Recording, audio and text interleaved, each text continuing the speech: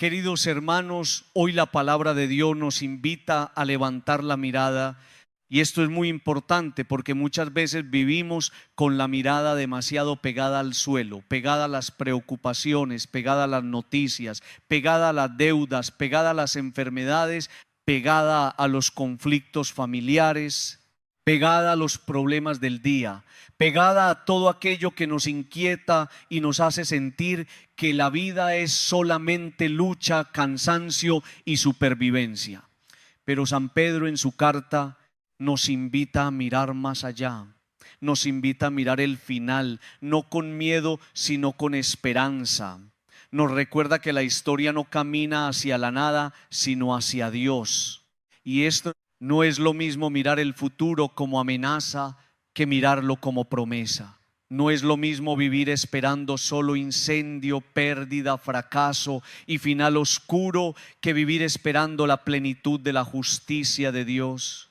San Pedro nos dice que el mundo puede mirar el final con terror, como si todo fuera a disolverse, como si todo fuera a perderse, como si la última palabra fuera la candela, el derrumbe, la desaparición.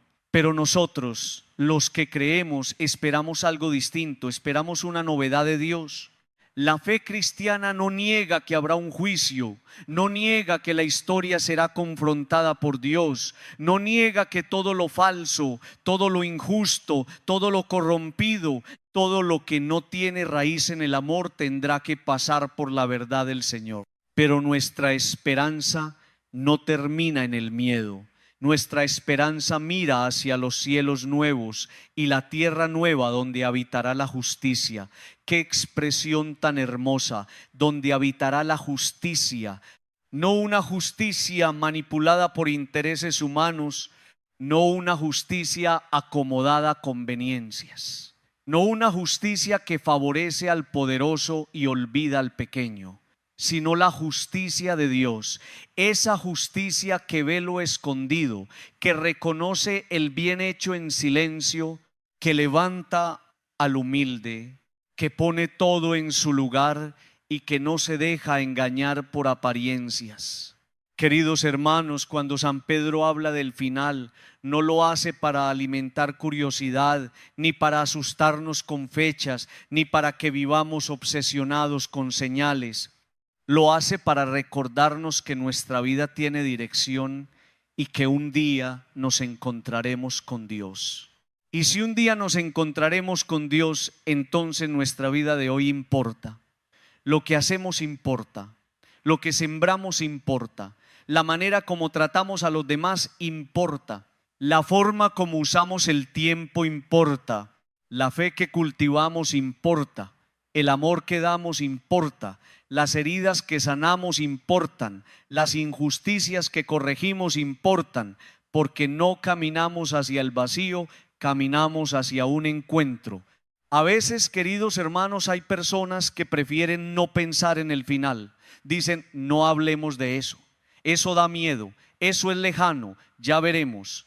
Pero una vida sabia no es la que niega el final, sino la que aprende a vivir con sentido desde ahora. Pensar en el final no debe quitarnos alegría, debe ayudarnos a vivir mejor. El que sabe que un día se encontrará con Dios cuida más sus palabras, cuida más sus decisiones, cuida más su familia, cuida más su fe, cuida más su conciencia. No porque viva aterrorizado, sino porque sabe que la vida es sagrada y que no puede desperdiciarse. San Pedro nos pone en una mirada escatológica, y la escatología no es simplemente hablar de cosas extrañas del fin del mundo, es mirar la vida desde su destino último, es preguntarnos hacia dónde voy, qué estoy construyendo, qué estoy esperando. ¿Mi esperanza está puesta solo en cosas que se acaban o está puesta en Dios? ¿Estoy viviendo como alguien que espera cielos nuevos y tierra nueva, o como alguien que cree que esta vida material es todo? Estas preguntas son necesarias porque muchas veces decimos creer en la vida eterna, pero vivimos como si solo existiera lo inmediato. Queridos hermanos, Si esperamos cielos nuevos y tierra nueva, entonces no podemos vivir de cualquier manera. La esperanza cristiana no es una excusa para descuidar el presente. Al contrario, quien espera la justicia de Dios empieza a practicar la justicia hoy. Quien espera una tierra nueva empieza a construir relaciones nuevas hoy. Quien espera una vida plena en Dios empieza a purificar su corazón hoy. Quien espera encontrarse con Cristo empieza a reconocerlo en los hermanos hoy. La esperanza verdadera no nos saca del mundo para dormirnos, nos despierta para vivir con responsabilidad. Hay una gran diferencia entre miedo al final y esperanza en Dios. El miedo paraliza, la esperanza convierte. El miedo nos hace esconder, la esperanza nos hace ordenar la vida. El miedo nos lleva a imaginar castigos, la esperanza nos invita a prepararnos con amor. El miedo mira a Dios como amenaza, la esperanza mira a Dios como Padre justo y misericordioso. Por eso San Pedro no nos llama a una vida desesperada, sino a una vida preparada. No nos dice que nos escondamos del futuro, sino que vivamos de tal manera que el futuro de Dios no nos encuentre vacíos. Y aquí aparece una pregunta que cada uno debe llevar al corazón. Si el Señor me llamara hoy, ¿qué estaría esperando yo? ¿Lo esperaría con terror porque vivo de espaldas a Él? ¿Lo esperaría con indiferencia porque nunca pienso en mi alma? ¿O podría decir con humildad: Señor, no soy perfecto, pero te he buscado, he caído, pero he querido levantarme, he pecado, pero he pedido perdón, he tenido miedo, pero he intentado confiar, he sido débil, pero he querido caminar contigo? La esperanza cristiana no se basa en sentirnos impecables, sino en sabernos sostenidos por la misericordia y comprometidos con la conversión. Queridos hermanos, los cielos nuevos y la tierra nueva nos recuerdan que Dios no se conforma con remendar superficialmente la historia. Dios promete novedad, y esa novedad comienza ya en el corazón que se abre a Él.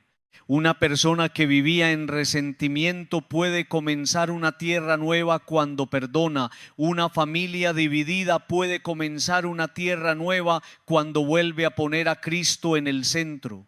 Un matrimonio cansado puede comenzar una tierra nueva cuando deja entrar la gracia. Un joven perdido puede comenzar una tierra nueva cuando decide volver a Dios. Un pecador puede comenzar una tierra nueva cuando se arrepiente. El cielo nuevo no es solo una promesa futura, es también una semilla que Dios empieza a sembrar en quienes lo reciben hoy. Pero para esperar la novedad de Dios necesitamos no dejarnos dominar por la desesperanza del mundo. El mundo muchas veces anuncia finales sin Dios. Anuncia destrucción, miedo, colapso, ansiedad, pesimismo, sospecha. Y claro que existen problemas reales. No debemos ser ingenuos. Hay injusticia, violencia, mentira, dolor, enfermedad, muerte.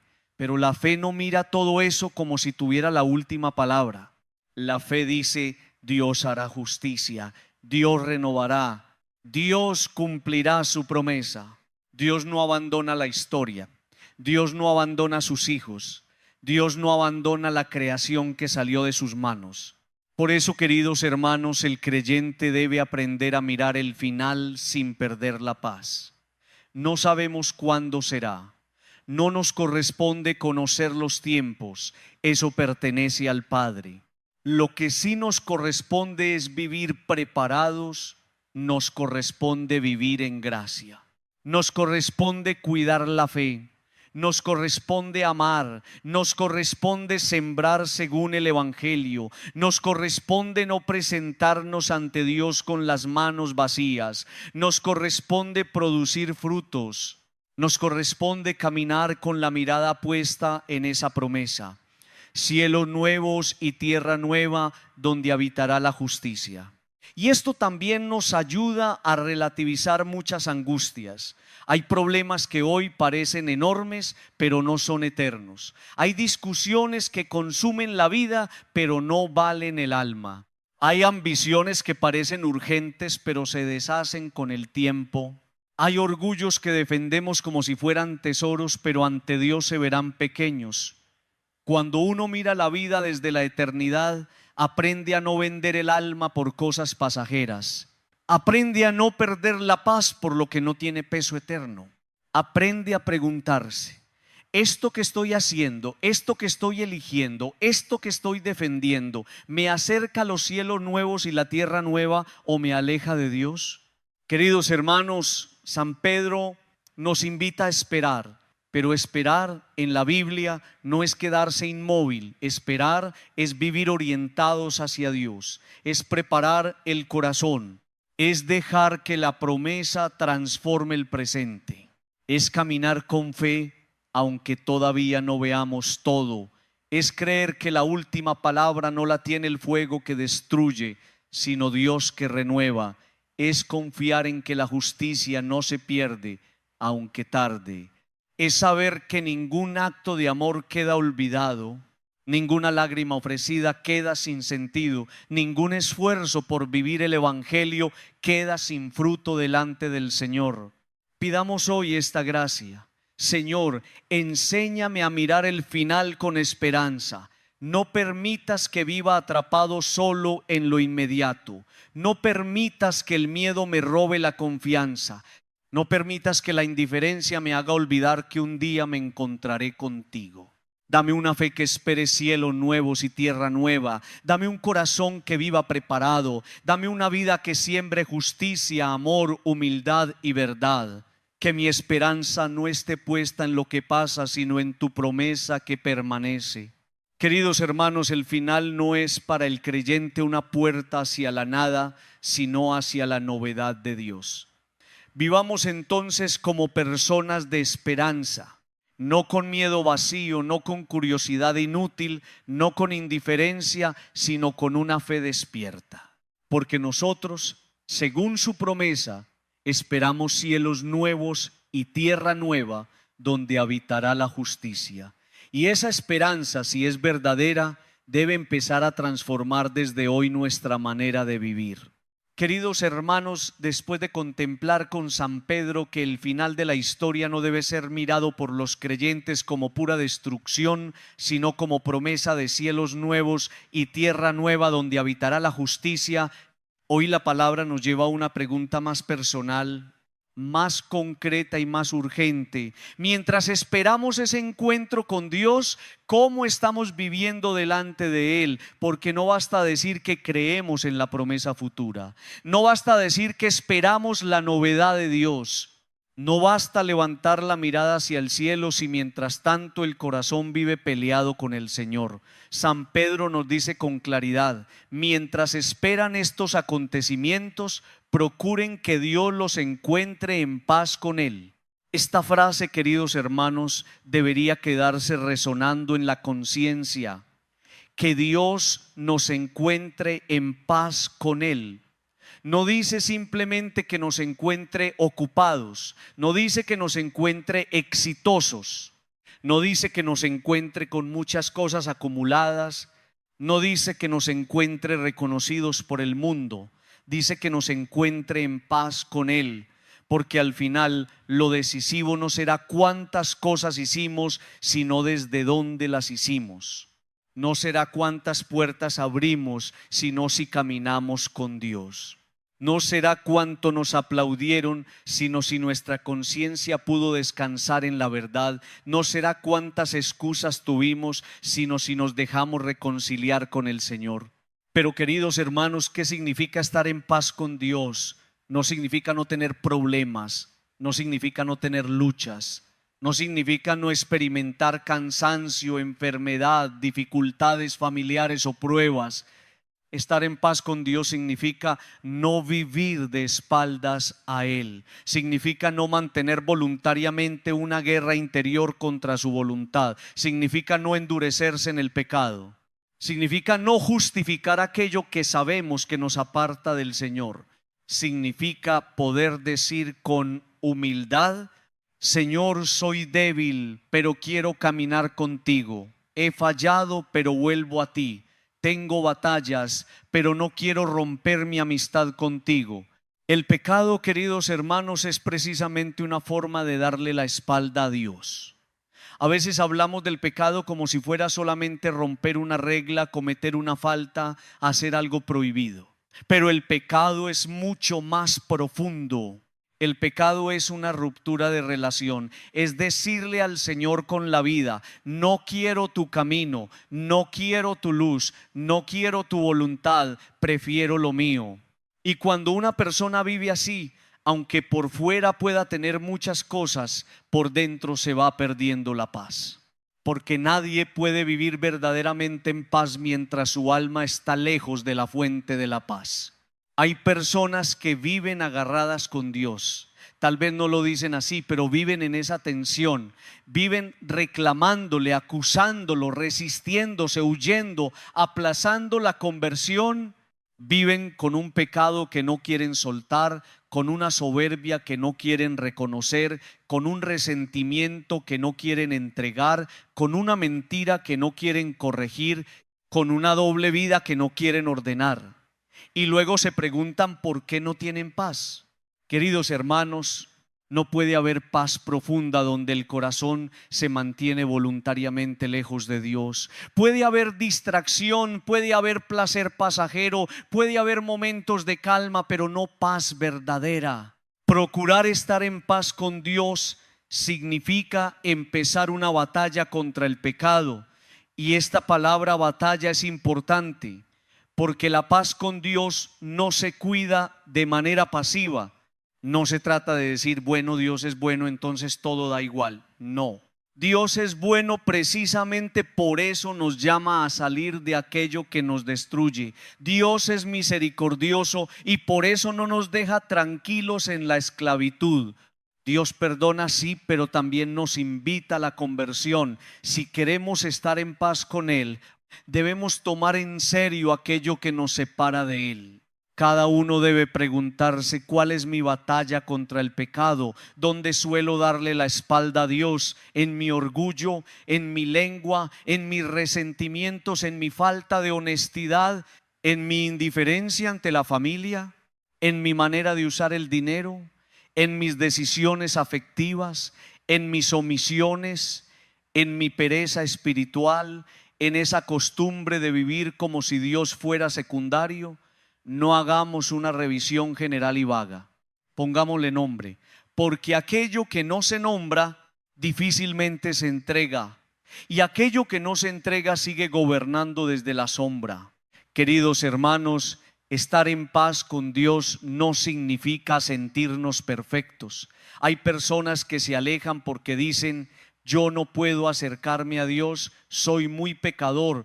Pero justamente por eso debemos acercarnos.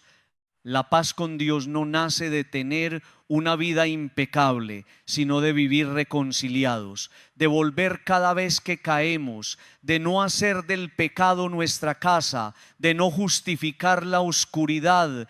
El hijo pródigo no volvió perfecto, volvió necesitado, no volvió con méritos, volvió con hambre. No volvió con discursos de grandeza, volvió diciendo: Padre, he pecado. Y allí comenzó su paz. El problema no es caer, el problema es acostumbrarse a vivir acá. El problema no es tener una lucha, el problema es dejar de luchar. El problema no es reconocer una debilidad, el problema es convertir la debilidad en identidad y decir: yo soy así, no puedo cambiar. Queridos hermanos, el Evangelio nos permite quedarnos allí. La gracia de Dios puede levantar, la misericordia puede restaurar, el Espíritu Santo puede fortalecer. Pero debemos querer estar en paz con Dios. Debemos querer salir de la guerra interior. Debemos decir: Señor, no quiero seguir viviendo de espaldas a ti. Y esta paz se busca concretamente, primero con examen de conciencia. Hay que revisar la vida, no con paranoia ni con miedo enfermo, sino con humildad. Sentarse delante de Dios y preguntar: Señor, ¿dónde estoy lejos de ti? ¿Qué estoy defendiendo que me destruye? ¿Qué pecado estoy normalizando? ¿Qué actitud se volvió costumbre en mí? ¿Qué debo entregar? Sin examen de conciencia uno se acostumbra a cualquier cosa. La conciencia necesita luz, y esa luz viene de la palabra, de la oración, de la sinceridad delante del Señor. Segundo, la paz con Dios se busca con arrepentimiento. No basta reconocer algo si no me duele haberme alejado del amor. El arrepentimiento no es odiarse, no es vivir aplastado por la culpa. Es reconocer que he fallado al amor de Dios y que quiero volver, es decir, Señor, esto no me hace bien, esto no te agrada, esto no construye, esto me aparta de ti, ayúdame a cambiar. Un corazón arrepentido no se esconde, se abre, no huye, vuelve, no se justifica, pide misericordia. Tercero, la paz con Dios se busca con la confesión, con la reconciliación sacramental, con ese encuentro donde el pecado no queda solo como peso interior, sino que es llevado a la misericordia de Cristo. ¿Cuántas personas viven cargando culpas durante años cuando podrían haber recibido el abrazo del perdón? ¿Cuántos corazones viven arrastrando cadenas que Dios quiere romper? ¿Cuántas almas creen que ya no hay vuelta atrás cuando la iglesia en nombre de Cristo sigue diciendo: ven, vuelve, recibe la paz? La confesión no es humillación, es liberación. No es tribunal de destrucción, es medicina del alma. Cuarto, la paz con Dios se cuida con decisiones concretas. No puedo confesar una y otra vez el mismo daño si no tomo medidas para cambiar. Si mi lengua destruye, debo aprender a callar. Si mi orgullo divide, debo pedir humildad. Si una relación me aleja de Dios, debo discernir y ordenar. Si una costumbre me debilita, debo cortar. Si la falta de oración me enfría, debo reservar tiempo para Dios. Si la mentira me esclaviza, debo abrazar la verdad. La paz con Dios no es un sentimiento bonito, es una vida que se va ordenando bajo su gracia. Queridos hermanos, San Pedro nos dice: mientras esperan. Eso significa que estamos en un tiempo de preparación. No conocemos el día ni la hora. No sabemos cuándo será nuestro encuentro definitivo con Dios. No nos corresponde conocer los tiempos, pero sí nos corresponde vivir preparados. Y vivir preparado no significa vivir asustados, significa vivir reconciliados. Significa que si el Señor viene hoy, no me encuentre escondido, endurecido, justificando mi pecado, peleando con Él, sino en camino, en lucha, en búsqueda sincera de su misericordia. Qué hermoso sería poder vivir cada día con el corazón en paz con Dios, no perfecto pero reconciliado, no sin problemas pero sin darle la espalda al Señor, no sin caídas pero con deseo de levantarse. Una persona en paz con Dios puede atravesar muchas dificultades sin perder el centro. Puede llorar pero no desesperar. Puede caer pero volver. Puede ser corregida pero no huir. Puede enfrentarse a la muerte, no como quien se pierde en la nada, sino como quien va al encuentro del Padre. Esa paz es una gracia inmensa. También debemos revisar si estamos en paz con Dios en nuestra manera de tratar a los demás, porque no puedo decir que estoy en paz con Dios y vivo destruyendo al hermano. No puedo decir que estoy en paz con Dios y en mi casa soy fuente de miedo, de violencia, de desprecio o de indiferencia. No puedo decir que estoy en paz con Dios si mi fe no toca mi manera de hablar, de trabajar, de amar, de administrar, de perdonar. La paz con Dios se refleja en frutos, no siempre perfectos, pero reales. Una reconciliación vertical con Dios debe empezar a transformar las relaciones horizontales. Queridos hermanos, quizá hoy el Señor nos está llamando a dejar una guerra escondida. Tal vez llevamos tiempo peleando con su voluntad. Tal vez llevamos tiempo resistiendo una conversión. Tal vez llevamos tiempo aplazando una confesión. Tal vez llevamos tiempo diciendo después a algo que Dios nos pide hoy. No dejemos pasar esta palabra. San Pedro nos dice: procuren, es decir, hagan lo posible, trabajen, cuiden, busquen, no se descuiden. La paz con Dios hay que procurarla, protegerla y alimentarla. Pidamos hoy esta gracia con humildad. Señor Jesús, quiero estar en paz contigo. No quiero vivir de espaldas a tu amor. No quiero acostumbrarme al pecado. No quiero justificar lo que me separa de ti. Dame luz para reconocer mis fallas. Dame dolor sincero por mis pecados. Dame valentía para volver a la confesión. Dame fuerza para cambiar lo que debo cambiar. Dame un corazón que no se esconda, sino que vuelva siempre a tu misericordia. Queridos hermanos, mientras esperamos cielos nuevos y tierra nueva, vivamos reconciliados. Que el Señor nos encuentre en paz con Él, que nos encuentre luchando contra el pecado, buscando su rostro, caminando en gracia, volviendo cuando caemos, cuidando la conciencia, porque una vida en paz con Dios puede esperar el futuro sin terror, puede mirar el final con esperanza y puede caminar hoy con la serenidad de quien sabe que está en las manos del Padre. Queridos hermanos, después de haber mirado con esperanza el final hacia el cual caminamos, después de haber escuchado la llamada de San Pedro a vivir en paz con Dios, mientras esperamos el encuentro definitivo con Él, hoy la palabra nos regala una enseñanza que, aunque parece sencilla, toca una de las luchas más profundas del corazón humano. La paciencia de Dios es nuestra salvación. San Pedro lo dice de una manera preciosa. Consideren que la paciencia de nuestro Señor es nuestra salvación.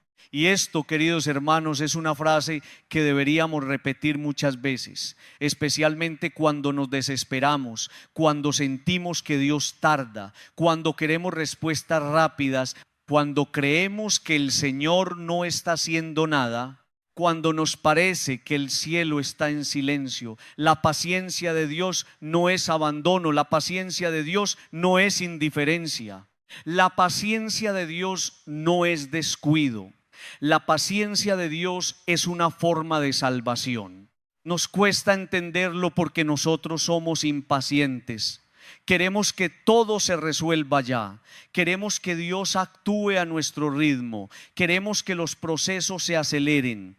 Queremos que una herida sane en un día, que una familia cambie en una semana, que una puerta se abra en el momento exacto que nosotros decidimos, que una oración sea respondida en la forma en que la imaginamos. Nos cuesta esperar. Nos cuesta aceptar que las cosas buenas toman tiempo. Nos cuesta reconocer que Dios no trabaja bajo presión humana. Nos cuesta entender que el Señor no admite chantajes, no admite manipulaciones, no admite amenazas emocionales. A veces tratamos a Dios como si pudiéramos apurarlo. Le decimos con nuestras actitudes: Señor, hazlo ya. Señor, resuelve ya. Señor, cambia esto ya. Señor, si no respondes ahora, entonces me alejo. Señor, si no me das esto, entonces dejaré de creer. Y sin darnos cuenta, queremos convertir la oración en presión y la fe en negociación. Pero Dios no se deja manipular, no porque sea duro, sino porque es Padre.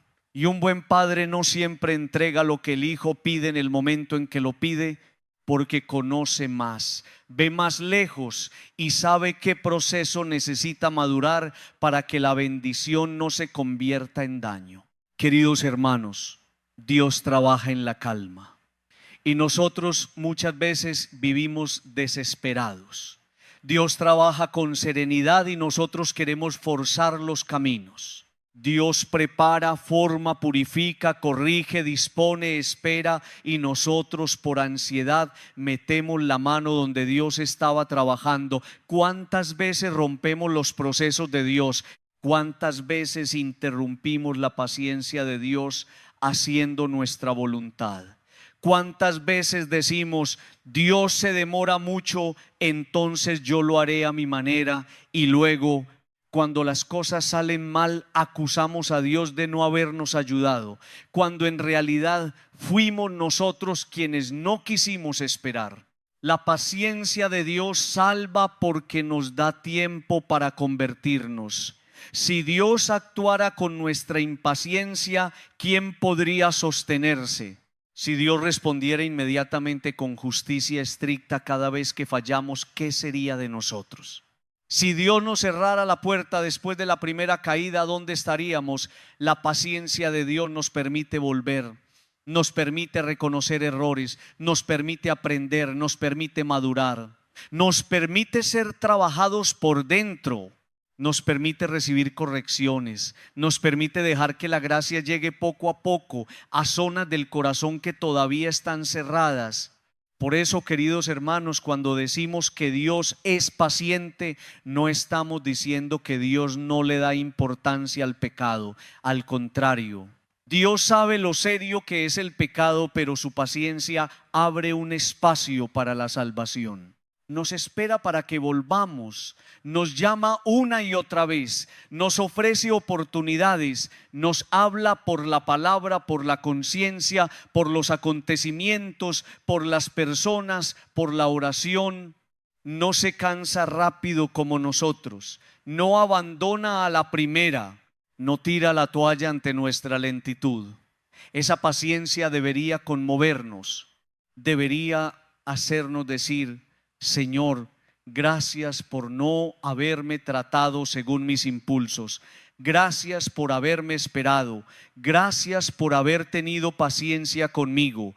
Pero también debemos tener cuidado de no abusar de esa paciencia. Una cosa es agradecer que Dios nos espera, y otra cosa es usar su paciencia como excusa para seguir igual.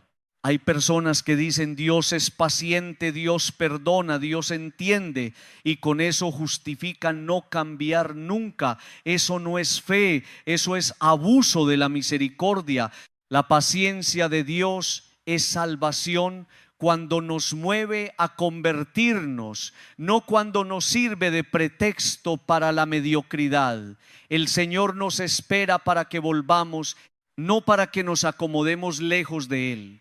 Queridos hermanos, la paciencia de Dios también salva porque permite que las cosas buenas maduren bien.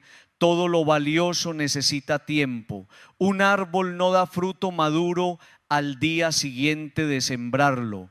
Una familia no se restaura con una sola conversación. Una fe sólida no se construye con una emoción pasajera. Una virtud no nace sin repetición, esfuerzo y gracia. Un corazón no se purifica en un instante si lleva años endurecido. Dios lo sabe. Por eso trabaja con calma. Él no improvisa.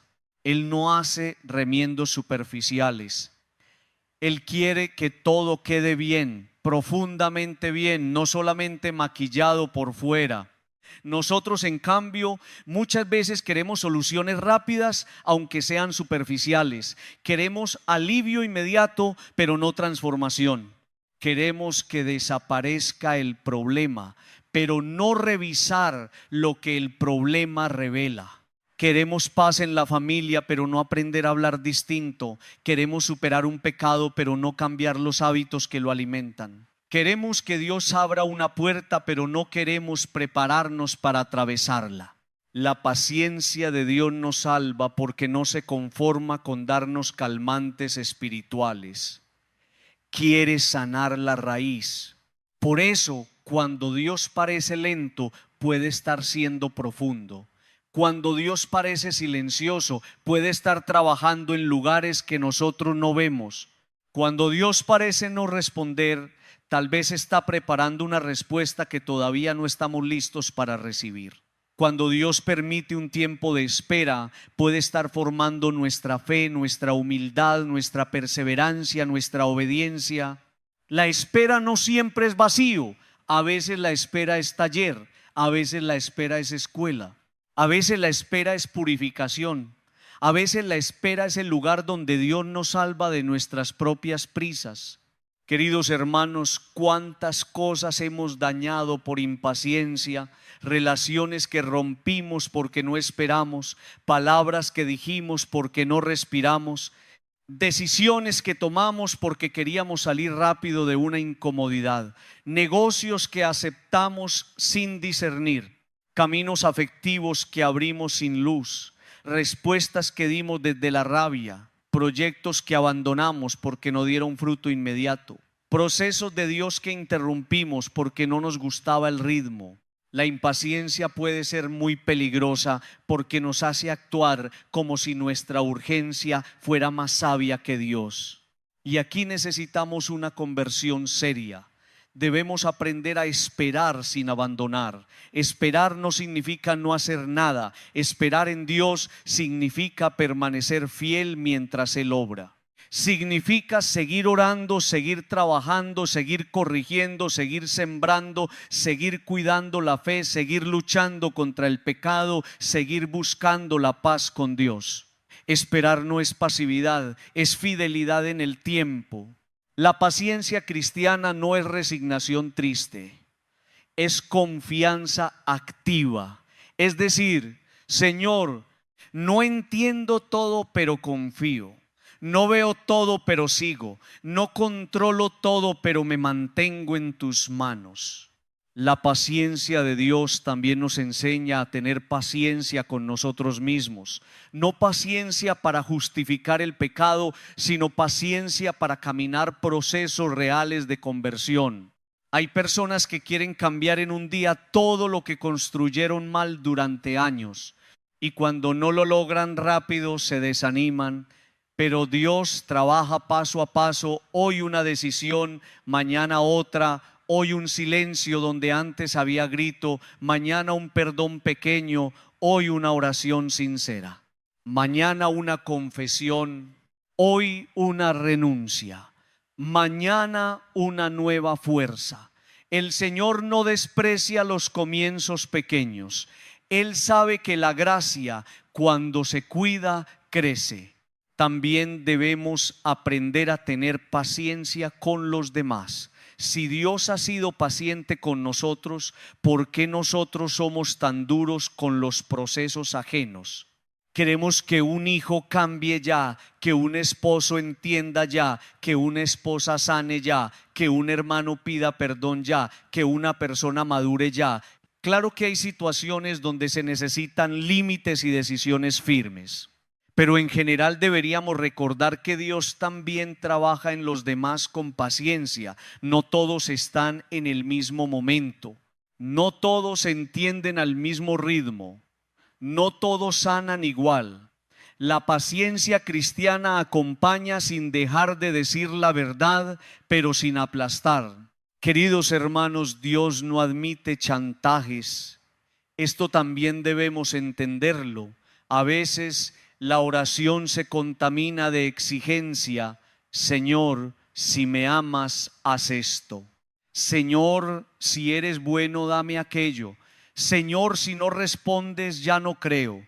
Pero Dios no funciona bajo chantajes espirituales. Él no deja de ser Padre porque no haga lo que yo quiero cuando yo quiero. Él no deja de ser bueno porque su respuesta no coincida con mi agenda.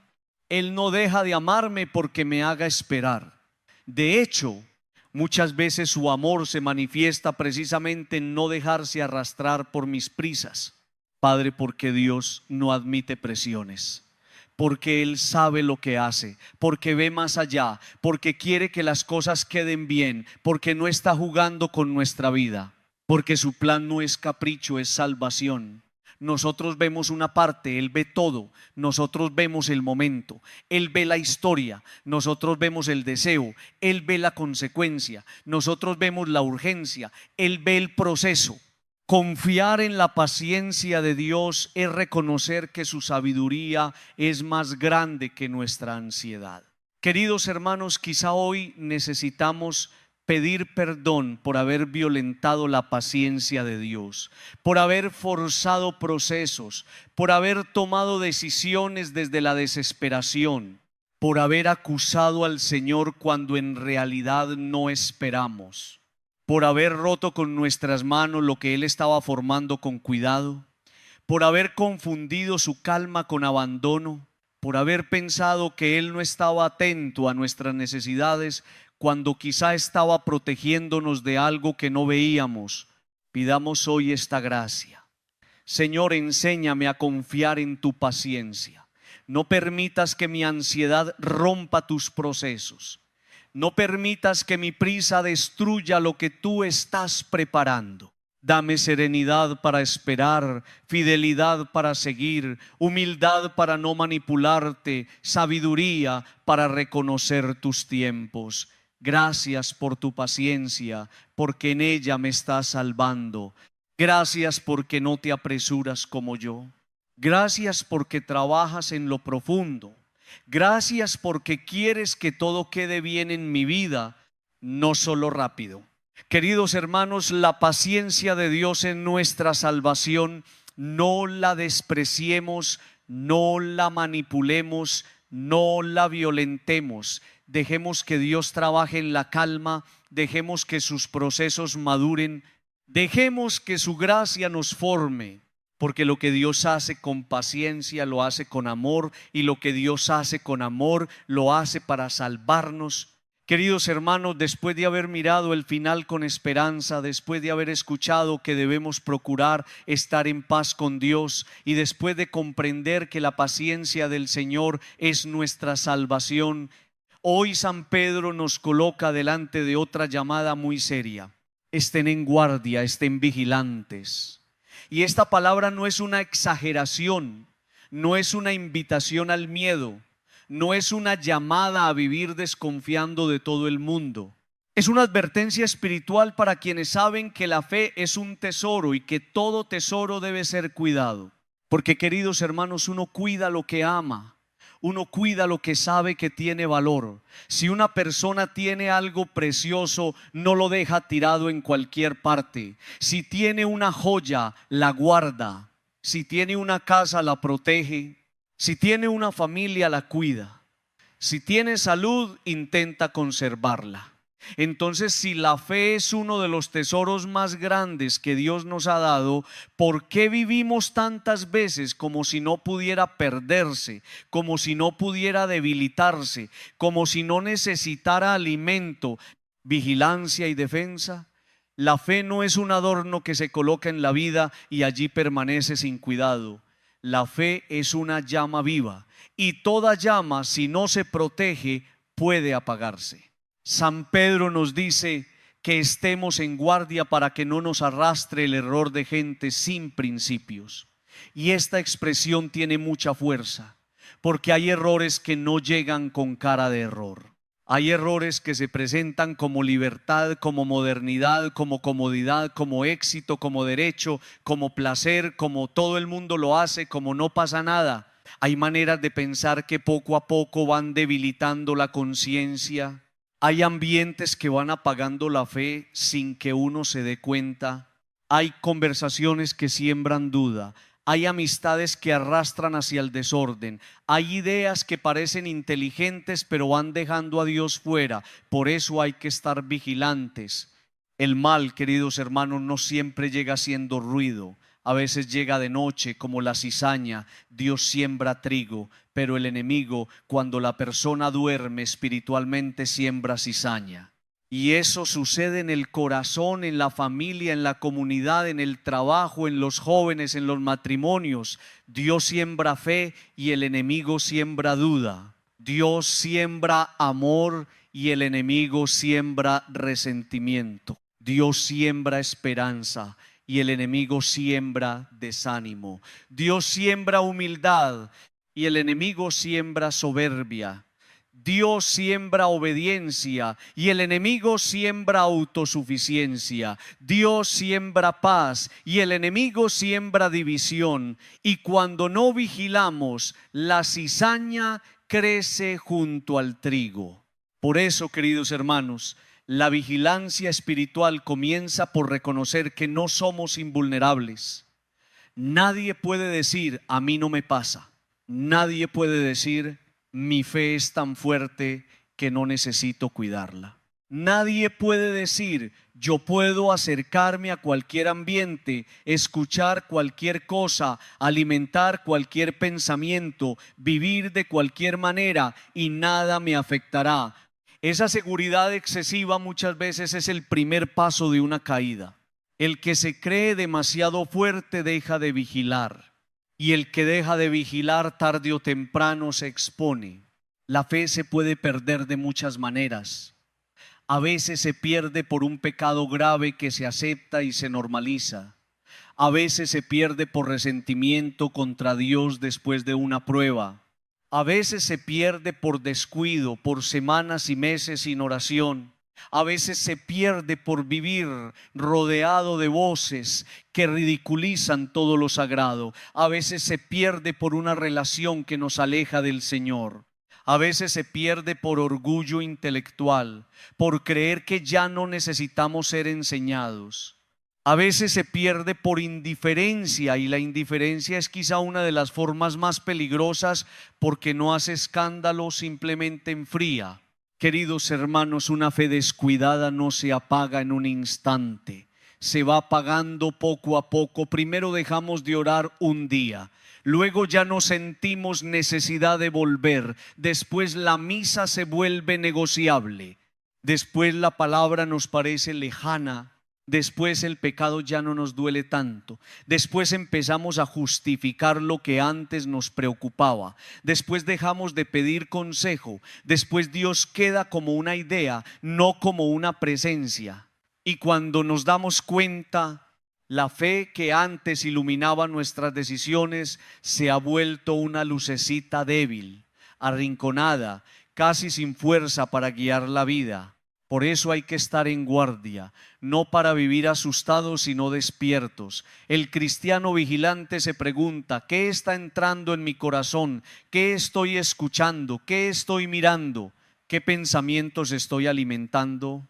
¿Qué conversaciones están formando mi manera de pensar? ¿Qué relaciones me acercan o me alejan de Dios? ¿Qué hábitos están fortaleciendo mi fe y cuáles la están apagando? ¿Qué lugar tiene la oración en mi vida? ¿Qué tan sensible está mi conciencia? Estas preguntas son necesarias, porque si no revisamos la vida se nos llena de cizaña sin darnos cuenta. La vigilancia también implica cuidar la mente. En nuestro tiempo la mente recibe demasiadas voces. Voces de miedo, de consumo, de comparación, de sensualidad, de odio, de burla, de pesimismo, de soberbia, de desesperanza. Si una persona no cuida lo que entra en su mente, después no debe sorprenderse de que su corazón viva confundido. No todo contenido alimenta, no toda conversación edifica, no toda idea ilumina, no todo lo que parece popular viene de Dios. Hay cosas que entran suavemente y después condicionan nuestras decisiones. Por eso San Pedro nos dice, estén en guardia. También debemos cuidar el corazón. El corazón puede llenarse de heridas no entregadas, y una herida no sanada puede convertirse en puerta abierta para la cizaña. Una persona herida puede empezar a desconfiar de todos, a interpretar mal, a responder con dureza, a cerrarse a Dios, a creer que ya no vale la pena amar. Por eso la vigilancia espiritual no es solo evitar errores externos, también es cuidar lo que se va acumulando dentro. Si acumuló rencor, la fe se debilita. Si acumuló amargura, la oración se enfría. Si acumuló orgullo, la palabra deja de entrar. Si acumuló envidia, la gratitud se apaga. Queridos hermanos, el enemigo se sirve de personas sin principios, dice San Pedro en la homilía. Esto no significa que debamos despreciar a nadie, porque todos somos necesitados de misericordia. pero sí significa que no todo el mundo puede guiar nuestra vida. No todo consejo es bueno, no toda influencia conviene, no todo grupo ayuda a crecer. Hay personas que tal vez sin darse cuenta arrastran hacia el error, hacia la burla de la fe, hacia la irresponsabilidad, hacia la soberbia, hacia el pecado. Y si yo no estoy firme, termino caminando por donde no quería. La vigilancia incluye saber con quién camino. Hay que estar vigilantes, especialmente cuando todo parece ir bien, porque muchas veces cuidamos la fe cuando estamos en crisis, pero la descuidamos cuando llega la comodidad. En la enfermedad buscamos a Dios, en la salud nos distraemos, en la necesidad oramos, en la abundancia nos enfriamos, en el dolor suplicamos, en la estabilidad nos olvidamos. La comodidad puede ser más peligrosa que la prueba si nos hace bajar la guardia. Por eso, tanto en el sufrimiento como en la bendición, debemos cuidar la fe. La fe también debe venir acompañada de virtudes. Una fe sin virtud se queda inmadura. Si digo que creo, pero no crezco en paciencia, en humildad, en dominio propio, en caridad, en perseverancia, entonces mi fe necesita fortalecerse. San Pedro nos recuerda que la fe debe crecer, debe robustecerse, debe hacerse admirable y grande. No podemos irnos de este mundo con una fe chiquitica, con la misma fe débil que nunca alimentamos. Dios nos dio una semilla, pero espera que la cultivemos. La vigilancia no es solo defender la fe de amenazas externas, sino hacerla crecer por dentro. ¿Cómo se cuida la fe? Se cuida con oración. Una persona que no ora deja la puerta abierta al enfriamiento. Se cuida con la palabra corrige, ilumina, despierta. Se cuida con la Eucaristía. Allí Cristo alimenta lo que nosotros solos no podemos sostener. Se cuida con la confesión. Allí el pecado pierde fuerza y el alma vuelve a respirar. Se cuida con buenas compañías espirituales. Se cuida evitando ambientes que sabemos que nos arrastran. Se cuida vigilando la lengua, los pensamientos, los deseos, las decisiones. Se cuida con humildad, porque el orgulloso cree que no necesita cuidado. Queridos hermanos, vigilar no significa vivir obsesionados con el mal, significa vivir atentos a Dios.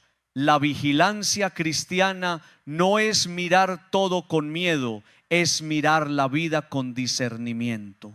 Es saber que hay trigo y cizaña, gracia y tentación, verdad y engaño. Es aprender a escoger, es aprender a decir no, es aprender a protegerlos, es aprender a no entregar el corazón a cualquier cosa. El vigilante no vive encerrado, vive despierto, no vive paranoico, vive en Dios.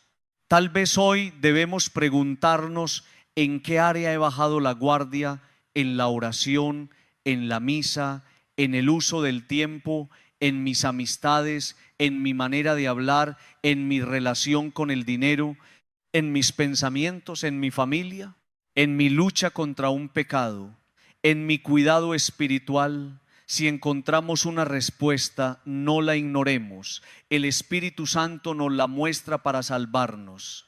La vigilancia comienza cuando uno reconoce dónde está vulnerable. Queridos hermanos, no permitamos que el error nos arrastre. No permitamos que la soberbia nos cierre. No permitamos que la indiferencia nos duerma.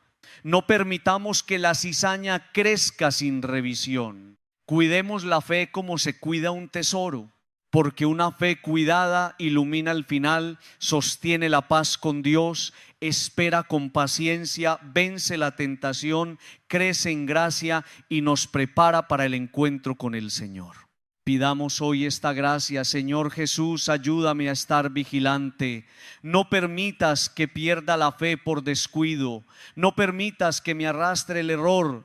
No permitas que la soberbia, la indiferencia o el pecado dañen tu plan en mí. Dame discernimiento para reconocer la cizaña. Dame fuerza para cuidar el trigo. Dame amor por la oración, hambre de tu palabra y fidelidad a la Eucaristía. Que mi fe no se quede pequeña, sino que crezca hasta el día en que me encuentre contigo. Queridos hermanos, estemos en guardia, no por miedo, sino por amor, porque lo que Dios nos dio vale demasiado. La fe es tesoro, luz, camino, fuerza y promesa. Cuidémosla, alimentémosla, defendámosla, hagámosla crecer. Y cuando llegue el día del encuentro con Dios, que Él nos encuentre no dormidos ni arrastrados por el error, sino despiertos, firmes y llenos de fe. Queridos hermanos, después de haber contemplado con San Pedro la esperanza de cielos nuevos y tierra nueva, después de escuchar que debemos procurar estar en paz con Dios, después de comprender que la paciencia del Señor es nuestra salvación, y después de recibir la llamada a estar vigilantes para no perder la fe, hoy la palabra nos pone delante de una exigencia hermosa y necesaria: crecer en la gracia y en el conocimiento de nuestro Señor y Salvador Jesucristo.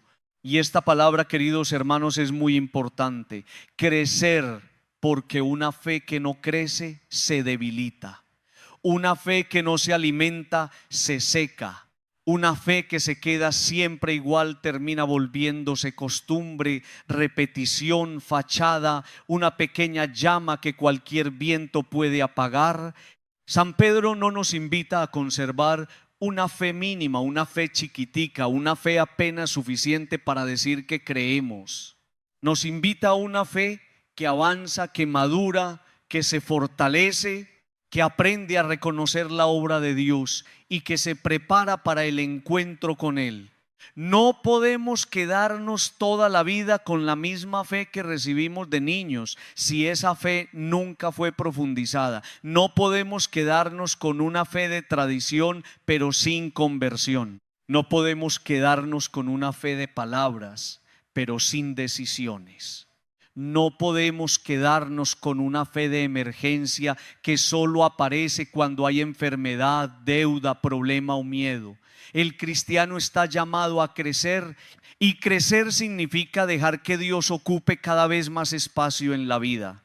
Crecer significa pasar de una fe superficial a una fe encarnada.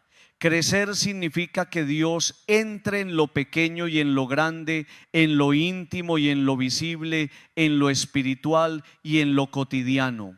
¿Qué es la gracia de Dios, queridos hermanos? Podríamos decirlo de una manera sencilla y poderosa: todo con Dios, nada sin Dios. Esa es la gracia. Dios en mí, Dios conmigo, Dios actuando en mi vida, Dios iluminando mis decisiones, Dios sosteniendo mis pasos, Dios fortaleciendo mi debilidad, Dios corrigiendo mi camino, Dios sanando mi corazón, Dios entrando en mis proyectos, en mis palabras, en mis silencios, en mis relaciones, en mi trabajo, en mi familia, en mi descanso, en mis luchas. La gracia no es una idea abstracta, es la presencia viva de Dios haciendo posible lo que nosotros solos no podemos. Todo con Dios, nada sin Dios. Qué diferente sería nuestra vida si viviéramos esta frase de verdad. Todo con Dios cuando decido, todo con Dios cuando trabajo, todo con Dios cuando educo a mis hijos, todo con Dios cuando hablo con mi esposo o con mi esposa, todo con Dios cuando administro el dinero, todo con Dios cuando enfrento una enfermedad, todo con Dios cuando tengo una alegría, todo con Dios cuando llega una prueba, todo con Dios cuando estoy cansado, todo con Dios cuando no sé qué camino tomar, nada sin Dios. Porque cuando dejamos a Dios por fuera, tarde o temprano empezamos a caminar desde la ansiedad, el orgullo, el miedo o el capricho. Queridos hermanos, crecer en la gracia significa aprender a depender más de Dios, pero no como quien se vuelve infantil o irresponsable, sino como quien descubre que la verdadera fuerza nace de estar unido al Señor. Hay personas que piensan que depender de Dios es debilidad. No, dependencia de Dios es sabiduría. Es reconocer la verdad, que no somos autosuficientes, que no lo controlamos todo, que necesitamos luz, perdón, dirección, fuerza, paciencia, esperanza. Quien crece en la gracia no deja de actuar, actúa mejor porque actúa acompañado por Dios. Y crecer en el conocimiento de Cristo no significa solamente saber datos sobre Jesús. No es solo conocer historias bíblicas, fechas, doctrinas, frases. Todo eso puede ayudar, pero no basta. Conocer a Cristo es entrar en relación con Él, es aprender su modo de amar, es dejarse corregir por su evangelio, es mirar la vida desde sus ojos, es preguntarse: ¿qué haría Cristo aquí? ¿Cómo hablaría Cristo? ¿Cómo perdonaría Cristo? ¿Cómo miraría Cristo a esta persona? ¿Cómo enfrentaría Cristo esta injusticia? ¿Cómo cargaría Cristo esta cruz? Conocer a Cristo es dejar que su vida se vuelva criterio de nuestra vida. Queridos hermanos, hay quienes conocen mucho de religión, pero conocen poco a Cristo en el corazón. Pueden hablar de la fe, pero no viven desde la fe. Pueden discutir sobre Dios, pero no se dejan transformar por Dios. Pueden saber oraciones, pero no oran con el alma. Pueden participar en actividades religiosas, pero seguir llenos de soberbia, dureza, crítica y falta de amor. Por eso San Pedro nos dice que debemos crecer no solo en conocimiento intelectual, sino en conocimiento vivo de nuestro Señor. Un conocimiento que cambia el carácter, que purifica la mirada, que ordena la vida. Crecer en Cristo significa crecer en humildad. Mientras más conocemos al Señor, más descubrimos cuánto necesitamos su misericordia. El que verdaderamente se acerca a Cristo deja de sentirse superior, deja de mirar a los demás desde arriba, deja de usar la fe como arma para humillar. Empieza a reconocerse pecador amado, necesitado de gracia. Una persona que crece en el conocimiento de Cristo no se vuelve más arrogante, se vuelve más humilde. Porque cuanto más cerca estamos de la luz, más vemos también nuestras sombras. Pero no para desesperarnos, sino para dejarnos sanar. Crecer en Cristo significa crecer en amor. No se puede conocer al Señor y permanecer indiferente al prójimo. Cristo siempre nos empuja hacia el amor concreto. Amar a la familia, amar al que cuesta, amar con paciencia, amar con verdad, amar con servicio, amar con perdón. Si después de años de fe seguimos tratando mal a los de casa, si seguimos humillando, si seguimos hiriendo con palabras, si seguimos negando perdón, debemos preguntarnos cuánto ha crecido realmente nuestro conocimiento de Cristo. Porque conocerlo es dejar que su amor pase por nosotros. Crecer en Cristo significa crecer en obediencia, no una obediencia servil o temerosa, sino una obediencia confiada. El discípulo maduro no solo pregunta qué quiere él, pregunta qué quiere Dios. No solo busca lo cómodo, busca lo correcto. No solo toma decisiones según el impulso, discierne. No solo pide que Dios bendiga lo que ya decidió, consulta antes de decidir. Una fe pequeña quiere que Dios acompañe sus caprichos. Una fe madura quiere acompañar la voluntad de Dios. Esa es la diferencia. Queridos hermanos, también debemos crecer en fortaleza, porque la vida cristiana no es una vida sin pruebas. Hay días difíciles, tentaciones, cansancios, enfermedades, decepciones, esperas, luchas interiores. Una fe chiquitica se derrumba ante cualquier viento. Una fe que crece puede temblar, pero no se suelta de Dios. Puede llorar, pero no desespera. Puede no entender, pero sigue confiando. Puede caer, pero vuelve. San Pedro nos invita a una fe admirable y grande, una fe capaz de reconocer la obra de Dios incluso en procesos que todavía no entendemos. ¿Cómo se crece en la gracia? Primero dando tiempo a Dios. Nadie crece en una relación que no cultiva. Si no oramos, si no escuchamos la palabra, si no participamos de la Eucaristía, si no examinamos la vida, si no pedimos perdón, la gracia no encuentra espacio. Dios siempre está dispuesto, pero nosotros debemos abrir la puerta. El tiempo para Dios no es tiempo perdido, es espacio para que Él trabaje en nosotros. Una vida sin tiempo para Dios se vuelve espiritualmente raquítica, aunque exteriormente esté llena de actividades. Segundo, se crece en la gracia con los sacramentos.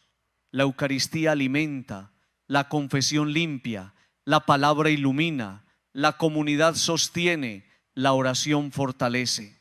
Quien quiere crecer no puede despreciar los medios que Dios mismo ofrece. Sería como querer salud sin alimento, querer luz sin abrir la ventana, querer cosecha sin sembrar. Hay personas que quieren una fe fuerte, pero no la alimentan, quieren paz, pero no oran, quieren dirección, pero no escuchan, quieren fortaleza, pero no se acercan a la fuente. Así no se crece. Tercero, se crece en la gracia practicando virtudes. La fe debe venir acompañada de paciencia, dominio propio, amor, perseverancia, humildad, servicio. No basta decir creo. La fe debe tomar cuerpo en decisiones. Cada vez que elijo callar una palabra hiriente, crezco. Cada vez que perdono, crezco. Cada vez que oro, aunque no tenga ganas, crezco. Cada vez que vuelvo a Dios después de caer, crezco.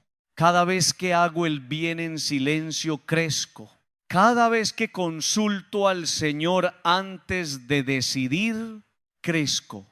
La gracia crece en una vida que coopera. Queridos hermanos, debemos preguntarnos: ¿he crecido espiritualmente? ¿Mi fe es más fuerte que hace un año? ¿Conozco más a Cristo? ¿Amo mejor? ¿Perdono más? ¿Oro con más profundidad? ¿Soy más humilde? ¿Tengo más paciencia?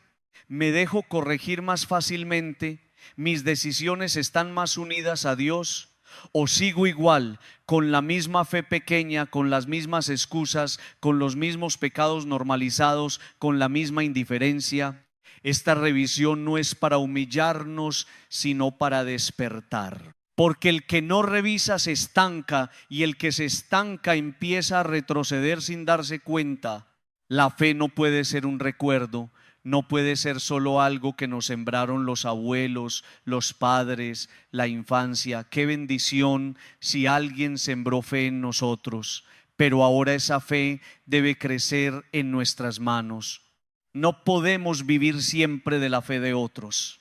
No podemos sostenernos eternamente en la devoción de la abuela, en la oración de la madre, en la formación del pasado. Llega un momento en que cada uno debe asumir su propio camino con Cristo.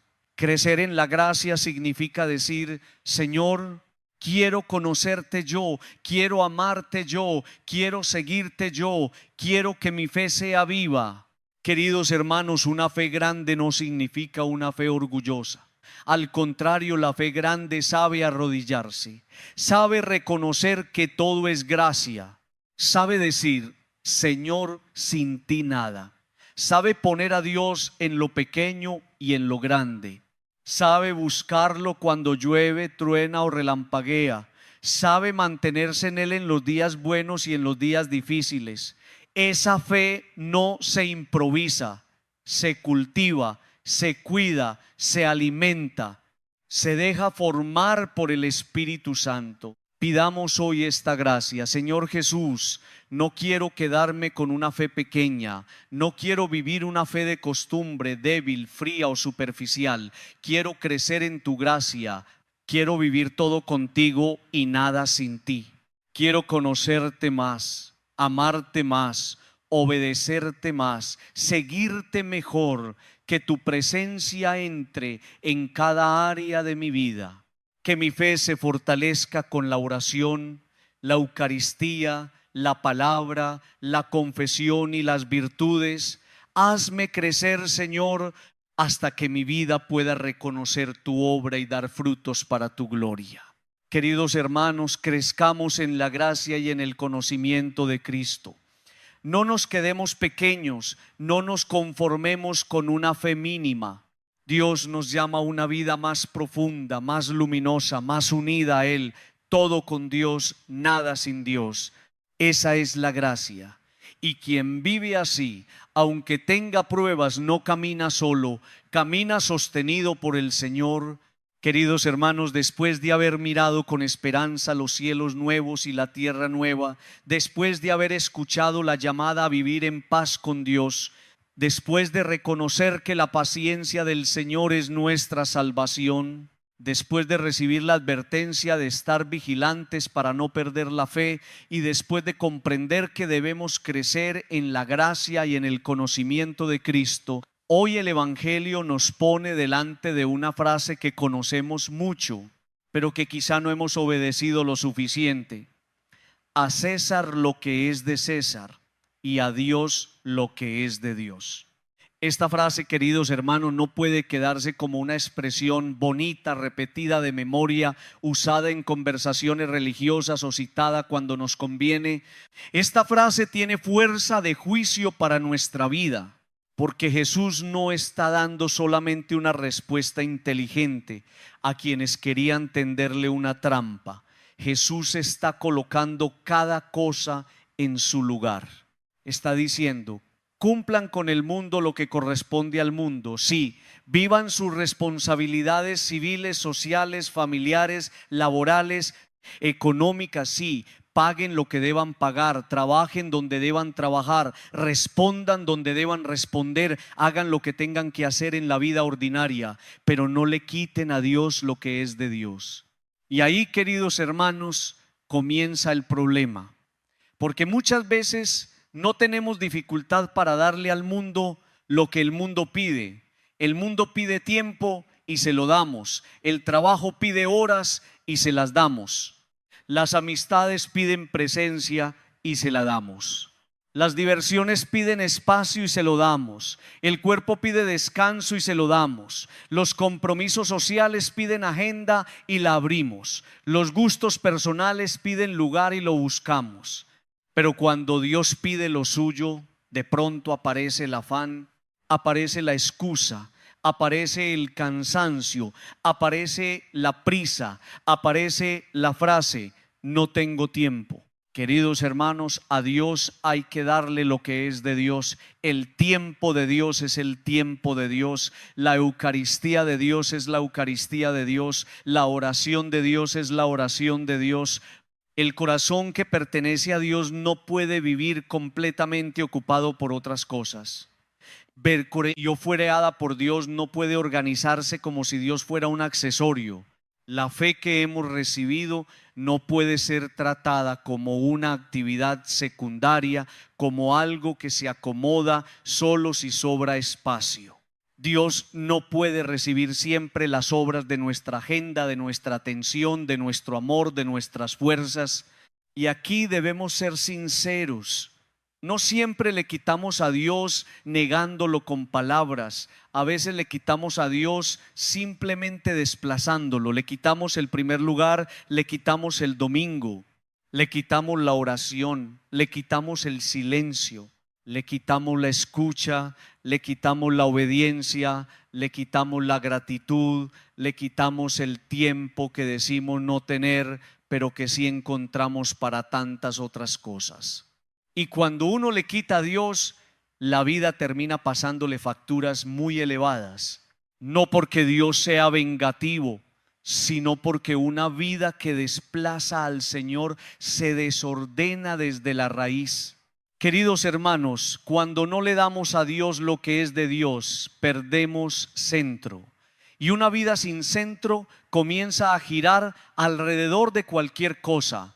Gira alrededor del dinero, del trabajo, del miedo, de la apariencia, de la aprobación, del placer, de la ansiedad, del resentimiento, del éxito, del control, Y todo eso puede ocupar mucho espacio, pero nada de eso puede salvarnos. Nada de eso puede sostener el alma eternamente. Nada de eso puede dar la paz profunda que viene de Dios. Por eso Jesús nos dice: denle al mundo lo que corresponde, pero no permitan que el mundo robe lo que pertenece al Señor. A Dios pertenece nuestro tiempo. Sí, queridos hermanos, nuestro tiempo. Aunque nos cueste aceptarlo, el tiempo no es nuestro de manera absoluta. Es un regalo recibido. Cada día es una gracia. Cada semana es una oportunidad. Cada amanecer es una misericordia. Y si Dios nos da el tiempo, ¿cómo no vamos a reservar tiempo para Él? ¿Cómo podemos decir que no tenemos tiempo para quien nos da el tiempo? ¿Cómo podemos llenar toda la semana de actividades y dejar al Señor en el último lugar? ¿Cómo podemos pedirle que actúe en nuestra vida si nunca le abrimos espacio para hablar, para sanar, para orientar, para corregir? A Dios pertenece la Eucaristía. No es un favor que le hacemos al Señor cuando vamos a misa. No es una obligación pesada que se cumple con fastidio. No es un trámite religioso que se despacha rápidamente. La Eucaristía es el encuentro con Cristo vivo. Es alimento, es misterio, es presencia, es gracia. Es el lugar donde el Señor nos convoca, nos habla, nos perdona, nos fortalece y nos envía. Cuando quitamos la Eucaristía de nuestra vida, no le estamos quitando algo a una institución. Nos estamos quitando a nosotros mismos una fuente de vida.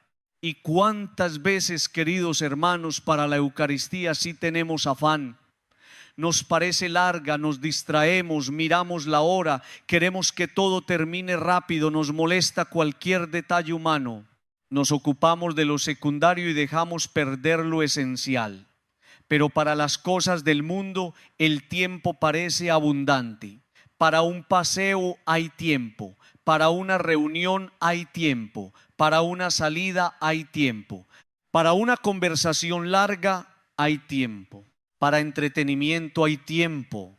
Para estar horas en una actividad que nos gusta hay tiempo. Pero para el Señor muchas veces contamos los minutos con impaciencia. A Dios pertenece la oración. La oración no es un lujo para quienes tienen tiempo libre. La oración es respiración del alma. Una persona que no ora empieza a vivir espiritualmente ahogada. Puede seguir moviéndose, trabajando, hablando, resolviendo cosas, pero por dentro se va quedando sin aire. La oración es el momento donde volvemos a Dios, donde revisamos la vida, donde dejamos que el Señor nos mire, donde entregamos lo que pesa, donde recibimos luz para decidir. Si le quitamos a Dios la oración, nos quitamos a nosotros mismos la posibilidad de ser guiados desde dentro. A Dios pertenece nuestra conciencia.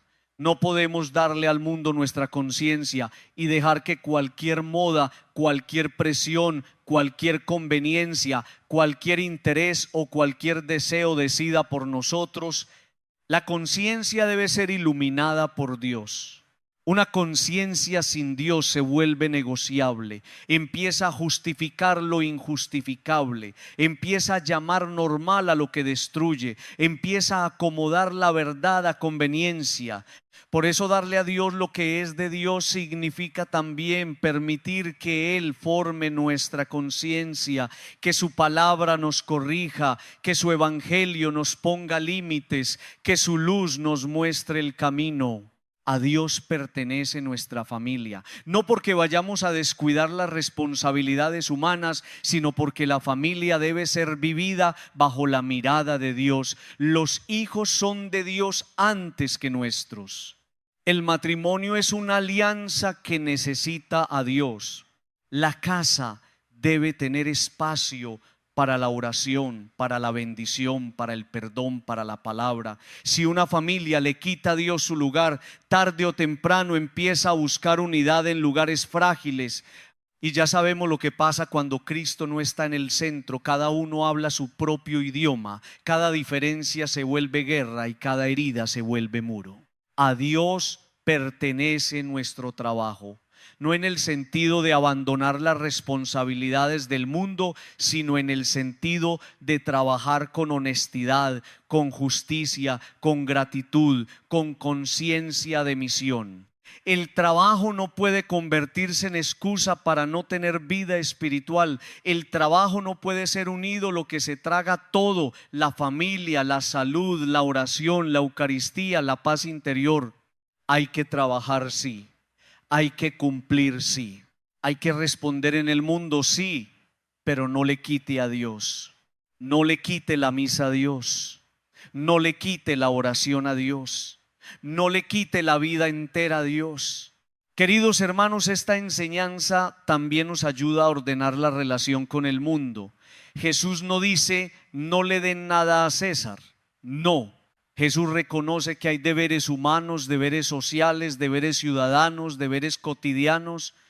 Ser creyente no significa evadir el mundo, no significa vivir sin responsabilidad, no significa usar la religión para no cumplir. El cristiano paga lo que debe pagar, trabaja lo que debe trabajar, respeta lo que debe respetar, cumple lo que debe cumplir. Pero el cristiano sabe que ningún César es Dios. Ningún poder, ningún sistema, ningún deber humano puede ocupar el lugar absoluto del Señor. Hay que cumplir en el mundo, pero sin entregar el alma al mundo. Hay que trabajar en el mundo, pero sin vivir como si Dios no existiera. Hay que participar en la sociedad, pero sin perder la identidad cristiana. Hay que responder a las obligaciones, pero sin permitir que esas obligaciones borren lo sagrado. El Evangelio nos llama a un equilibrio profundo: responsabilidad en la tierra y pertenencia al cielo, cumplimiento en lo humano y fidelidad a Dios. Manos trabajando en el mundo y corazón entregado al Señor. Queridos hermanos, quizás hoy debemos preguntarnos: ¿qué le estoy quitando a Dios? No respondamos rápido. Tal vez le estoy quitando tiempo, tal vez le estoy quitando el domingo, tal vez le estoy quitando la oración de la mañana, tal vez le estoy quitando la educación espiritual de mis hijos, tal vez le estoy quitando la decisión de un proyecto que nunca consulté con él. Tal vez le estoy quitando mi corazón porque digo creer pero vivo lejos. Tal vez le estoy quitando mi confianza porque digo que Él es Padre, pero decido todo desde el miedo. Tal vez le estoy quitando mi obediencia porque escucho su palabra, pero no la practico. Y cuando uno le quita a Dios, se nota. Se nota en la paz que falta, se nota en la fe que se enfría, se nota en la familia que pierde centro, se nota en el corazón que vive ansioso, se nota en la conciencia que se endurece, se nota en la vida que se llena de cosas pero se vacía de sentido. Por eso Jesús nos da una palabra que es corrección y misericordia al mismo tiempo. Vuelve a poner cada cosa en su lugar. Dale al mundo lo que corresponde, pero dale a Dios lo que es de Dios. Queridos hermanos, a Dios no se le da solamente una parte religiosa de la vida. A Dios se le da el corazón, se le da la confianza, se le da la obediencia, se le da el tiempo, se le da la adoración, se le da el primer lugar. Y cuando Dios tiene el primer lugar, todo lo demás se ordena mejor. La familia no se abandona, se ama mejor. El trabajo no se desprecia, se vive con más sentido. El descanso no se prohíbe, se recibe con gratitud. Las responsabilidades del mundo no se evaden, se cumplen con conciencia, pero nada toma el lugar de Dios. Pidamos hoy esta gracia. Señor Jesús, perdóname por las veces que te he quitado lo que era tuyo. Perdóname por darte sobras de tiempo, sobras de atención, sobras de amor.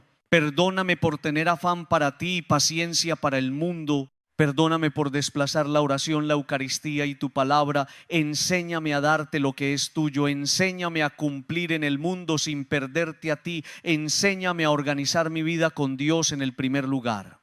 Queridos hermanos, a Dios lo que es de Dios no es una frase para repetir, es una vida para ordenar. No le quitemos al Señor lo que le pertenece. No le quitemos nuestro tiempo, nuestra oración, nuestra Eucaristía, nuestra conciencia, nuestra familia, nuestro corazón, porque cuando Dios recibe lo que es de Dios, la vida recupera su centro, la fe crece, la paz vuelve y el alma camina con más claridad hacia los cielos nuevos y la tierra nueva que esperamos.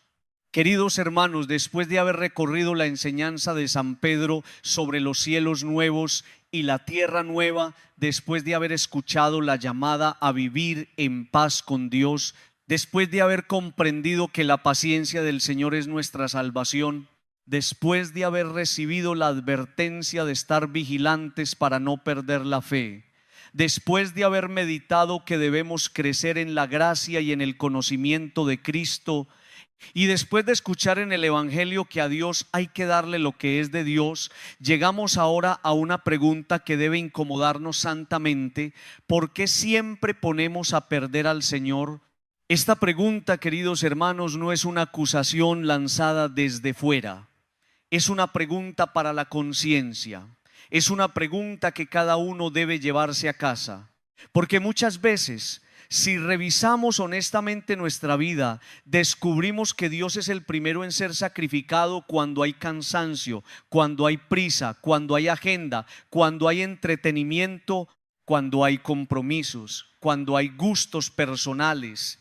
Para el mundo tenemos tiempo, para las cosas que nos gustan tenemos paciencia.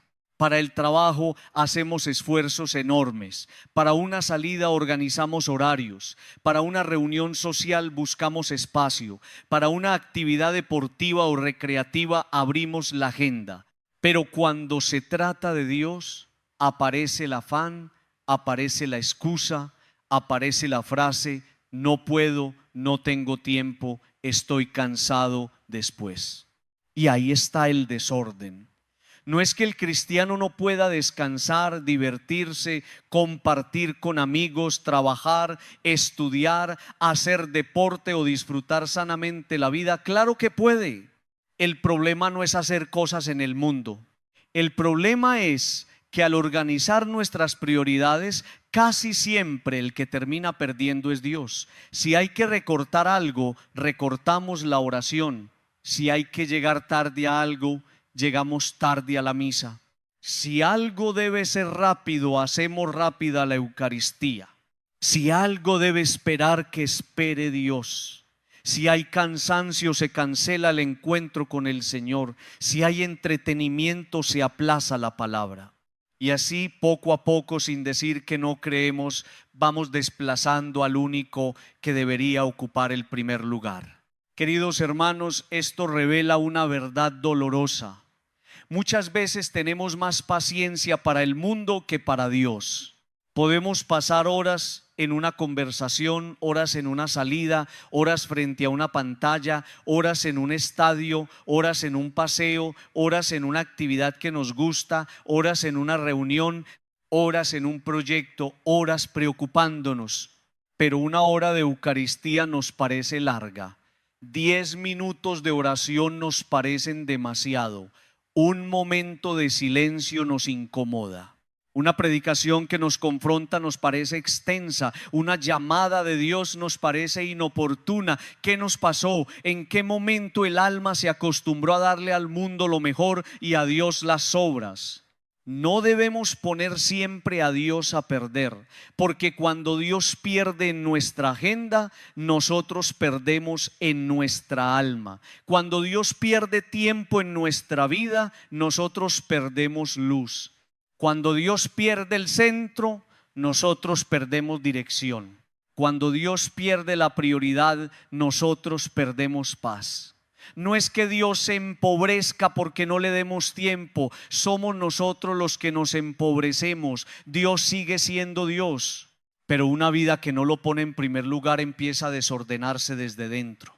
Queridos hermanos, pensemos en una semana cualquiera cuánto tiempo le damos realmente al Señor, cuánto tiempo damos a la oración, cuánto tiempo damos a escuchar su palabra.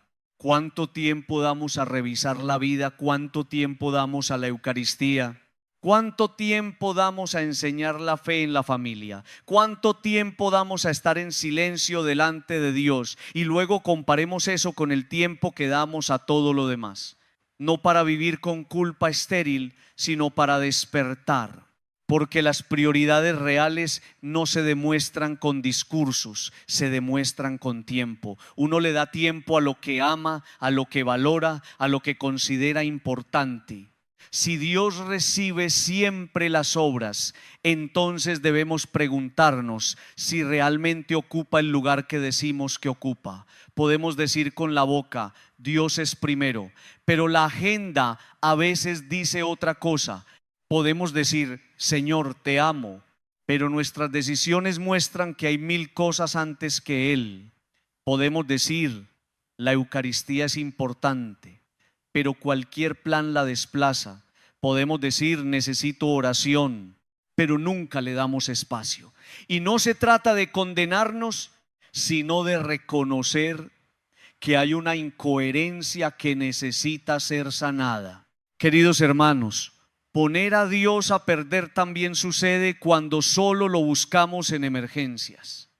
Cuando todo va bien, no hay tiempo. Cuando llega la enfermedad, entonces sí oramos. Cuando se cierra una puerta, entonces sí pedimos. Cuando hay una crisis familiar, entonces sí nos acordamos del Señor. Cuando sentimos miedo, entonces sí buscamos una bendición. Y Dios, que es misericordioso, nos recibe incluso así. Pero una relación madura con Dios no puede depender únicamente de la necesidad. No podemos tratar al Señor como un servicio de urgencias espirituales. Dios no quiere ser el último recurso de una vida desordenada. Quiere ser el centro de una vida amada y guiada por Él. Poner a Dios a perder también ocurre cuando preferimos nuestros gustos a su voluntad. Cuando sabemos lo que Dios nos pide, pero elegimos lo cómodo. Cuando sabemos que debemos perdonar, pero preferimos alimentar el rencor. Cuando sabemos que debemos ordenar una relación, pero preferimos seguir en el desorden. Cuando sabemos que debemos corregir un hábito, pero lo justificamos. Cuando sabemos que debemos acercarnos a la confesión, pero lo aplazamos. Cuando sabemos que debemos volver a la misa, pero encontramos cualquier excusa. Cada vez que sabemos lo que es de Dios y lo dejamos perder, algo en nosotros se enfría. Queridos hermanos, esta es una llamada a convertir nuestras prioridades, porque el desorden espiritual no se arregla solo con emoción, se arregla con decisiones. Si queremos dejar de poner a Dios a perder, tenemos que reservarle tiempo, tiempo real, tiempo concreto, tiempo protegido, no un tiempo que dependa de si sobra algo al final del día, un tiempo que diga, Señor, tú eres importante para mí. La oración de la mañana puede ser un primer paso, bendecir el día, poner la agenda en sus manos, pedir luz antes de comenzar. La oración de la noche puede cerrar el día con gratitud y examen. La Eucaristía debe ser cuidada como encuentro central. La palabra debe tener lugar en la casa. Dios debe tener espacio en la semana. Y claro, alguien puede decir, Padre, mi vida es muy ocupada. Sí, todos tenemos ocupaciones, pero la pregunta es si en medio de esas ocupaciones Dios es centro o adorno. Una madre ocupada puede ofrecer su día a Dios. Un padre trabajador puede hablar con el Señor camino al trabajo. Un joven estudiante puede consagrar su esfuerzo. Un trabajador cansado puede reservar unos minutos sinceros. Una familia puede bendecir la mesa. Un matrimonio puede orar antes de dormir. No siempre se trata de largas horas, aunque también necesitamos tiempos profundos. Se trata de no vivir como si Dios no existiera hasta que aparece un problema. No poner a Dios a perder significa también enseñar a los hijos con el ejemplo. Si los hijos ven que Dios siempre pierde, aprenderán que Dios no es importante. Si ven que la misa se abandona por cualquier plan, aprenderán que la Eucaristía es secundaria. Si ven que nunca se ora en casa, aprenderán que la fe es un discurso, no una vida. Si ven que los padres tienen tiempo para todo menos para Dios, entenderán el mensaje aunque nadie lo diga. Pero si ven una familia que con imperfecciones cuida el domingo, reza, agradece, pide perdón, consulta a Dios, entonces reciben una semilla que puede dar fruto. Queridos hermanos, no poner a Dios a perder significa también no dejar que el mundo nos robe el alma. El mundo sabe pedir. Pide producción, consumo, velocidad, diversión, imagen, rendimiento, disponibilidad permanente. Y si uno no vigila, termina entregándolo todo. Entrega tiempo, entrega atención, entrega energía, entrega mente, entrega corazón. Y cuando llega el momento de Dios ya no queda nada. Estamos cansados, dispersos, vacíos, sin hambre espiritual. Por eso hay que poner límites. No todo puede ocupar el lugar de Dios. No toda invitación merece nuestro tiempo. No toda distracción merece nuestra alma. No todo compromiso puede desplazar lo esencial. También ponemos a Dios a perder cuando no lo consultamos en las decisiones importantes. Decidimos negocios, relaciones, mudanzas, inversiones, caminos, alianzas, cambios, proyectos y luego, después de decidir, pedimos que Dios bendiga. Pero ¿dónde estuvo Dios antes? ¿Dónde estuvo la oración? ¿Dónde estuvo el discernimiento? ¿Dónde estuvo la pregunta, Señor, esto viene de ti? No se trata de volvernos incapaces de decidir, sino de reconocer que si Dios es el Señor, debe ser consultado como Señor. Si Él es la fuente de la sabiduría, no podemos dejarlo fuera y luego culparlo de nuestras consecuencias. Queridos hermanos, cuando dejamos de poner a Dios a perder, no perdemos la vida, la ganamos. Algunos piensan que darle tiempo a Dios es quitarle tiempo a la felicidad. No, darle tiempo a Dios es ordenar la felicidad, es purificar los deseos, es aprender a disfrutar sin idolatrar, es trabajar sin esclavizarse, es descansar sin vaciarse, es amar sin poseer, es decidir sin desesperación, es vivir en el mundo sin perder el cielo. Dios no viene a robar nuestra vida, viene a darle plenitud, pero para debemos darle su lugar. Hoy debemos hacer un examen concreto. ¿Dónde pongo a Dios a perder? En la mañana porque despierto y lo primero que hago es llenar mi mente de ruido. En el domingo porque cualquier plan desplaza la misa. En la familia porque no hay espacio para hablar de Él. En el trabajo porque actúo como si la fe no tuviera nada que decir. En el dinero porque decido sin conciencia. En las relaciones porque prefiero agradar a otros antes que agradar a Dios. En el descanso porque busco diversión que me aleja de su paz. Identificar el lugar donde Dios pierde es el primer paso para devolverle el lugar. Y esta devolución debe ser hecha con amor, no con miedo. No se trata de decir Dios me va a castigar si no le doy tiempo. Se trata de comprender Dios me ama y yo no quiero seguir viviendo lejos de quien me ama. La oración no debe ser solo obligación, debe ser encuentro. La misa no debe ser solo cumplimiento, debe ser alimento. La palabra no debe ser solo lectura, debe ser luz. El tiempo con Dios no debe ser peso, debe ser respiración. Cuando uno redescubre esto, deja de ver a Dios como una carga y empieza a verlo como fuente. Queridos hermanos, tal vez hoy el Señor nos dice con firmeza y ternura: no me pongas siempre a perder, no me dejes siempre al final, no me des solo lo que sobra, no vengas solo cuando todo se rompe. Dame tu tiempo, dame tu corazón, dame tu semana, dame tus decisiones, dame tu familia, dame tu cansancio, dame tus alegrías.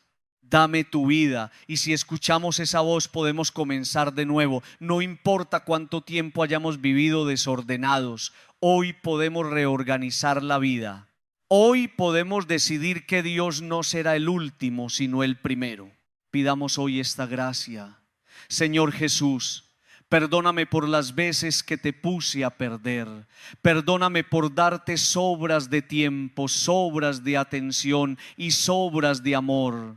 Perdóname por tener paciencia para el mundo y afán para ti. Perdóname por aplazar la oración, descuidar la Eucaristía y tomar decisiones sin consultarte. Hoy quiero devolverte el primer lugar, quiero darte lo que es tuyo. Quiero que mi agenda, mi familia, mi trabajo, mi descanso y mi corazón reconozcan que tú eres el Señor. Queridos hermanos, no pongamos siempre a Dios a perder, porque cuando Dios gana el primer lugar, no perdemos nada esencial.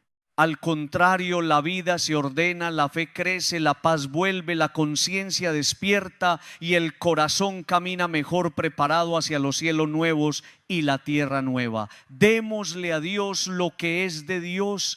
Démosle el tiempo, la oración, la Eucaristía, el corazón y la vida. Y entonces veremos que cuando Dios ocupa su lugar, todo lo demás encuentra el suyo. Amén.